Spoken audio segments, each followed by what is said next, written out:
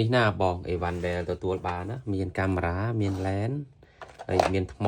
ឆ្នាំងសាខ្សែស្ពាយកាមេរ៉ាប្រអប់កាមេរ៉ានិងmemory card 32G និង OTG សម្រាប់ទាញរូបទូរស័ព្ទដៃ iPhone ណាអញ្ចឹងពេលដែលដាក់ទៅគឺរូបរាងវាបែបនេះអញ្ចឹងពេលដែលទៅដល់បងឯងដកថ្មវាមកអ្នកលេងដាក់ថ្មហើយថ្មវាមានកលឹះរបស់វានេះខាងក្នុងវាមានដែកអញ្ចឹងណាអញ្ចឹងយើងដាក់រួចអាកលឹះហ្នឹងដាក់ឲ្យត្រូវមួយដែកទៅញឹកវាទៅបើញឹកវាខុសវាអត់ចូលទេអញ្ចឹងយើងបិទសន្ទះទៅវិញទៅភ្លឹបហើយសម្រាប់ខាងនេះគឺ memory card អញ្ចឹងពេលដល់បងទៅបងឯង hack memory card បងឯងញឹកក្នុងនេះទៅហើយសង្កត់វាហើយយើងសង្កត់វាទៅនេះវិញភ្លឹបហើយសម្រាប់LAN អានេះយើងបោកចេញមកភ្លឹបហើយអានេះហាមយកដៃប៉ះយកអីអានេះសំខាន់ណាហ្នឹងហើយ LAN យើងដកវាចេញមកហើយគ្របយើងដកវាចេញមកហើយLAN វាមានកនូសពើក្រហមហើយកាមេរ៉ាវាមានកនូសពើក្រហមដូចគ្នាអញ្ចឹងកនូសពើក្រហមដាក់ឲ្យត្រង់នេះហើយយើងមូលវាទៅស្ដាំសុកក្រែកអញ្ចឹងណាហើយបន្ទាប់មកយើងបើកគ្រឿងហើយយើងបត់អេក្រង់បត់អីឲ្យស្អាតតែម្ដងមកអេក្រង់ភ្លឹបហើយយើងបើកគ្រឿងវាមានពាក្យថា on និង off on និង video អញ្ចឹងបើសិនជាយើងបើកគ្រឿងថតរូបយើងកាច់វាមក on មក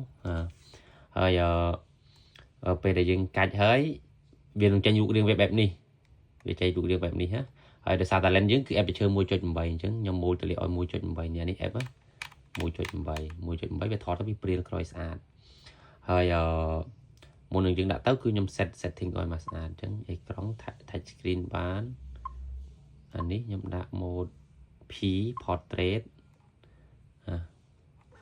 ខេ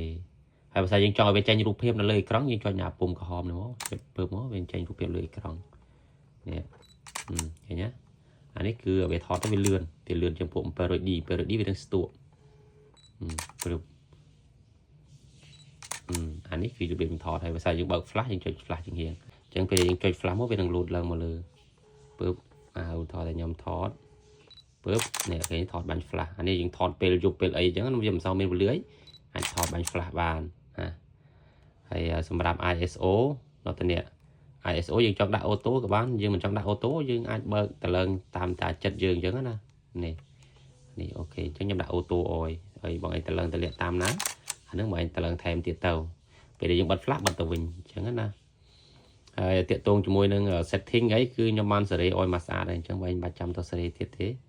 ខ្លាចទៅសេរីទៅវាចុចអីទៅពីទៅទៅវាអាចចុចធ្វើវីដេអូកាមេរ៉ាយើងថតវាមិនច្បាស់វាមិនល្អអីអញ្ចឹងណាអានេះគឺរបៀបរបស់ប្រើ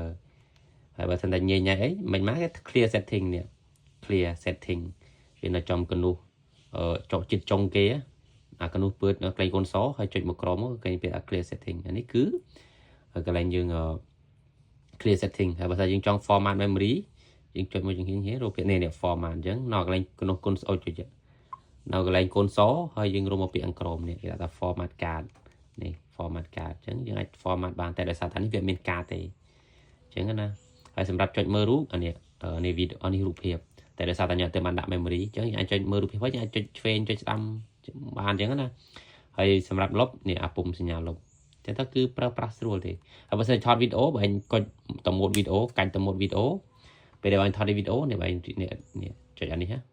ចុចអានេះទៅ record វីដេអូតែដោយសារតែវាមាន memory អញ្ចឹងវាឲ្យយើង record ទេហើយសម្រាប់ aperture យើងដាក់តម្លាក់មកអស់មក f1.8 ច្បាស់មុខព្រាលក្រោយហើយតែយើងចង់ថតរូបមកវិញយើងកាច់វាមកពាក្យថា on វិញមកវានឹងខ្លាយទៅជា mode រូបភាពយើងថតធម្មតាអញ្ចឹងមានតែប៉ុណ្្នឹងស្រួលការប្រើប្រាស់ហើយអានេះគឺត្រួសខ្លីៗខ្ញុំបិទវិញណាអូខេ